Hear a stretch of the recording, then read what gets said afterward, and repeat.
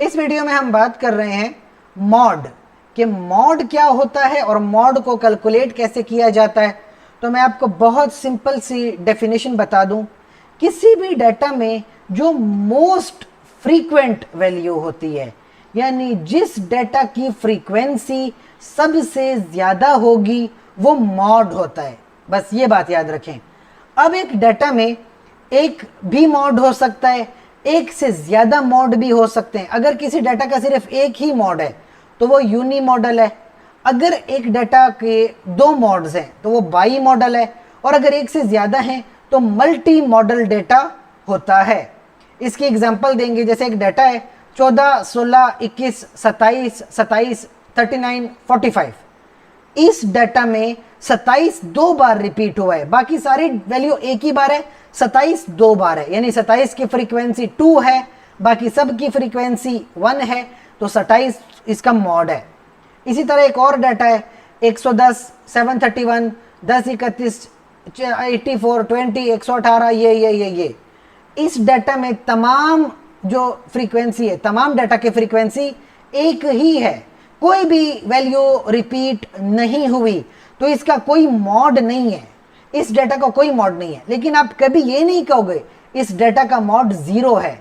0 का तो मतलब होता है कि 0 वैल्यू है।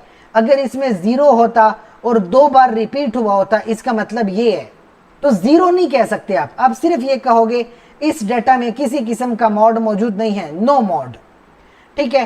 तो अब आप ये देखें, एक और डाटा है, इस डाटा में 104, 104, 104, 104, 104, इसी तरह 107 है, 109, 109, 109, 110, 109, 111, 112, इस तरह इस डाटा में 104 और 109 दोनों 5 बार रिपीट हुए हैं।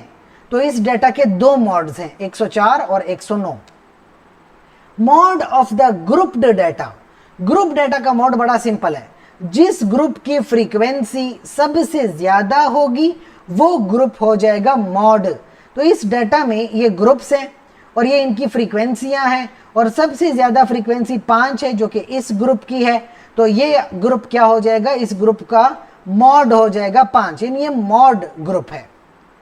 तो ये क्या होता है, मीन मीडियन मॉड जो हमने समझा है।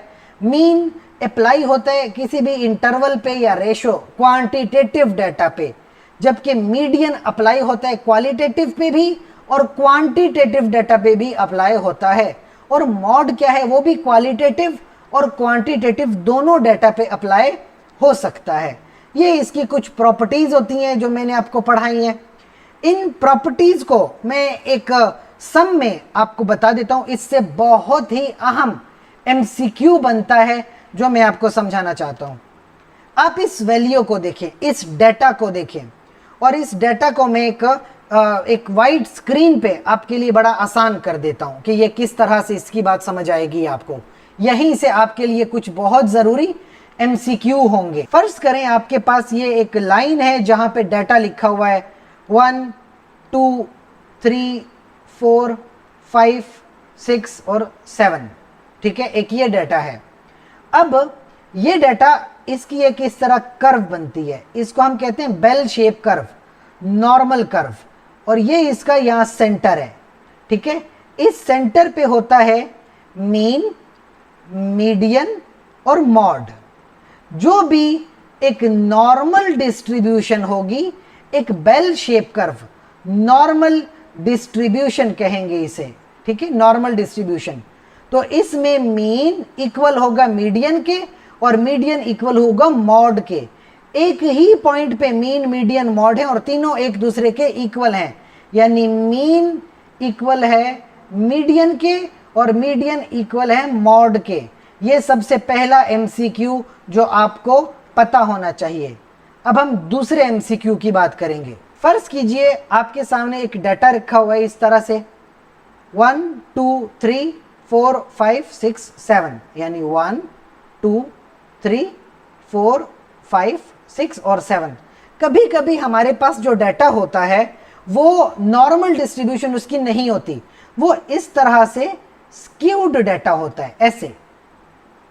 ठीक है, इस तरह से डाटा स्क्यूड होता है। स्क्यूड यानी एक तरफ से स्क्यूनेस होती है उसमें, या यही डाटा हो सकता है ऐसे। ठीक है, अब इसको देखें 1 2 3 4 5 और 6, ठीक है, या आगे थोड़ा और ले जाएं 7। अब ये डाटा इस तरह से स्क्यूड है, ऐसे स्क्यूड है, इसको हम कहेंगे स्क्यूड डाटा। ठीक है, हम इस स्क्यूड डाटा पे बात करेंगे कि इसमें किस तरह की वैल्यूज आती हैं।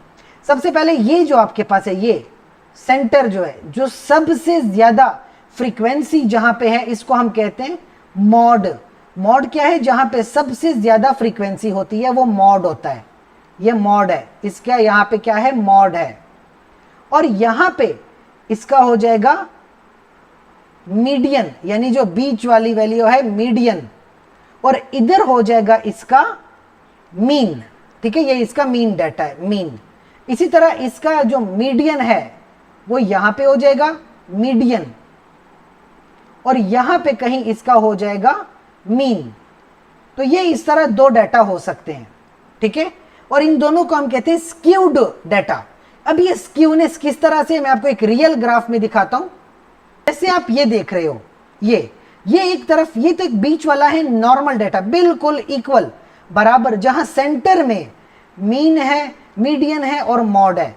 जबकि अगर आप इस डाटा को देखो, लेफ्ट साइड से क्या है? स्क्यूड है, इसको नेगेटिव स्क्यूड कहते हैं, यानी लेफ्ट साइड पे क्या है? स्क्यूड है, और ज्यादातर डाटा राइट साइड पे गया है। जबकि इसको देखें, ये राइट साइड पे स्क्यूड है और ज्यादातर डाटा लेफ्ट साइड पे मौजूद है। ठीक है, इसको कहते हैं पॉजिटिव स्क्यूनेस और इसको कहते हैं नेगेटिव स्क्यूनेस। अब इसका मतलब क्या? इसका मतलब ये हो जाएगा 1 2 3 4 5 6। इस डाटा में अगर आप देखें तो आपके पास मॉड मीडियन से बड़ा है। क्या है? मॉड जो है, मॉड ये मीडियन से बड़ा है और मीडियन मीन से बड़ा है। इस बात को समझें कि जो नेगेटिव स्क्यूड होता है, मॉड मीडियन से बड़ा होगा और मीडियन मीन से बड़ा होगा। और अगर आप इस साइड पे जाएं, राइट साइड पे, तो यहां देखें मीडियन, मॉड, मीडियन और मीन। अब ये देखें 1 2 3 4 5 6 7। अगर कोई डाटा पॉजिटिवली स्क्यूड है तो मॉड क्या है? मॉड छोटा होगा मीडियन से, ठीक है, और मीडियन छोटा होगा मीन से। तो ये बहुत जरूरी एमसीक्यूज होते हैं। आपका एमसीक्यू आ सकता है कि एक नेगेटिवली स्क्यूड डाटा है, उस नेगेटिव स्क्यूड डाटा में मॉड सबसे बड़ा है, मीडियन उससे छोटा और मीन सबसे छोटा। जबकि एक पॉजिटिवली स्क्यूड डाटा में मॉड सबसे छोटा, मीडियन उससे बड़ा और मीन सबसे बड़ा होगा। पहली बात। और दूसरा, मैं आपको ऑलरेडी समझा गया हूं कि मॉड वो डाटा होता है जो सबसे ज्यादा फ्रीक्वेंसी रखता है, चाहे पॉजिटिव स्क्यूनेस हो चाहे नेगेटिव स्क्यूनेस हो। अब कहते हैं comparison of measure of central tendency. आप कंपेयर करते हो आपस में मीन, मीडियन और मॉड को। तो ये देखो आप, ये इसका जो सेंट्रल है जहां पे सबसे ज्यादा फ्रीक्वेंसी है, एक नॉर्मल डाटा है, यानी कोई स्क्यूनेस नहीं है, इसके सेंटर पे ही मीन है और ये मीन इक्वल है इसके मीडियन के और ये इक्वल है इसके मॉड के, सारे बिल्कुल सेंटर पे हैं। जबकि आपके पास ये एक डाटा है जो बाई मॉडल है, इसकी यहाँ पे भी एक हाईएस्ट फ्रीक्वेंसी आती है और यहाँ पे एक हाईएस्ट फ्रीक्वेंसी आती है, दो मॉड्स हैं, बाई मॉडल डेटा है। और ये क्या है?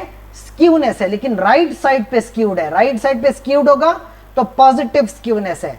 यहाँ ये इसका पॉइंट है जहां हाईएस्ट फ्रीक्वेंसी है, तो ये मॉड हो गया। और ये डाटा यहाँ पे हाफ है, ये इसका मीडियन हो गया और ये क्या हो गया? इसका मीन हो गया। तो अब आपको खुद समझ आ रही है, जो मॉड है वो मीडियन से छोटा है, जबकि जो मीडियन है वो मीन से छोटा है। यानी ये डाटा यहां से शुरू होता है, यहाँ 0 है, यहाँ 1 है, 2 3 4 5 6 7 8 इस तरह जाता रहेगा टुवर्ड्स द राइट। तो जहां तक मीन है, मीन ऑब्वियसली बड़ा है, मॉड या 0 के करीब करीब है, मीडियन बीच में है। और अगर आप ये देख लो नेगेटिवली स्क्यूड डाटा है, तो नेगेटिवली स्क्यूड में क्या होगा? आपके पास 0 है, यहाँ पे फिर वो आपके पास 1 2 3 4 5 6 7 8 इस तरह ये जाएगा। तो अब आप खुद देख लें, ये जो पॉइंट है ये यहाँ पे क्या है, हाईएस्ट फ्रीक्वेंसी है, तो यहाँ मॉड है। ये पॉइंट है तो यहाँ मीडियन है, और ये इससे नीचे पॉइंट है तो यहाँ मीन है। तो मॉड सबसे बड़ा है, नेगेटिव में क्या होगा, नेगेटिवली स्क्यूड। मॉड सबसे बड़ा है, मीडियन उससे जो है आपके पास छोटा है, लेकिन मीन से बड़ा है, और मीन सबसे छोटा है।